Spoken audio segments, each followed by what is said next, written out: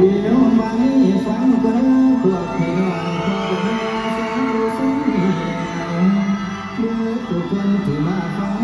หันไทยหันมาฟังน้อ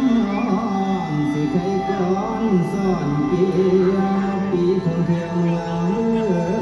พี่น้องให้จำไว้อย่าสิไหล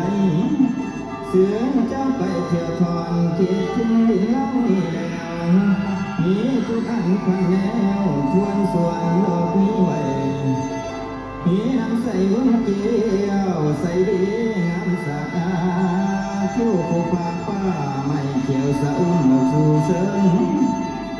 มีตาต้นตาคุณอุดมยิ่งเล่านี่แล้วมีสายทานตกคอนตกคอนบนสูงอย่างสันสองมีวัดวาห้องย้อนหัศจรรย์เห็นความจริงแล้วจริงเอาโอ้เสือซุ่มเจ้าว่าเอวไปเส้นไหนอย่างนั้นเองโอ้ยโอ้โอ้โอ้โอ้โอ้